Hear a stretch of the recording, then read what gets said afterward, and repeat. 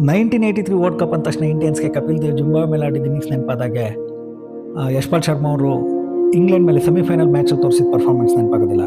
Pressure ಮ್ಯಾಚ್ಗಳಲ್ಲಿ favourite team players ಘಟಾನುಘಟಿಗಳೇ ಹೇಗೆ ನರ್ವಸ್ಗೊಳಗಾಗಿ ವಿಕೆಟ್ ಒಪ್ಪಿಸ್ತಾರೆ ಅನ್ನೋದನ್ನು ನಾವು ನೋಡಿದ್ದೀವಿ.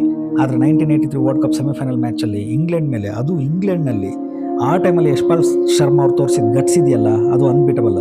ಯಾಕಂದರೆ ಅವತ್ತು ಇಂಡಿಯಾ ಅಂಡರ್ ಡಾಗ್ಸು 60 ಓವರ್ಗೆ ಖಾಲಿ 213 ರನ್ ಚೇಸ್ ಮಾಡುವಾಗ 50 ರನ್ ಆಗುವಷ್ಟರಲ್ಲೇ ನಾವು ಸನ್ನಿ ಮತ್ತು ಶ್ರೀಕಾಂತ್ ಅವ್ರನ್ನ ಕಳ್ಕೊಂಡಿದ್ವಿ. ಆಗ ಯಶ್ಪಾಲ್ ಶರ್ಮಾ ನೆಲ ಕಚ್ಕೊಳ್ತಾರೆ.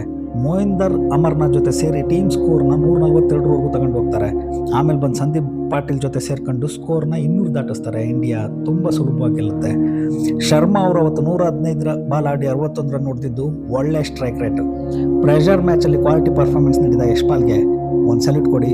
ಹಾಗೆ ಈ ಶಾರ್ಟ್ಗೆ ಒಂದು ಲೈಕು ಮತ್ತು ಇಂಥದ್ದೇ ಮತ್ತಷ್ಟು ಶಾರ್ಟ್ಸ್ ನೋಡೋಕ್ಕೆ ಸಬ್ಸ್ಕ್ರೈಬ್ ಬಟನ್ ಕ್ಲಿಕ್ ಮಾಡಿ. Thank you.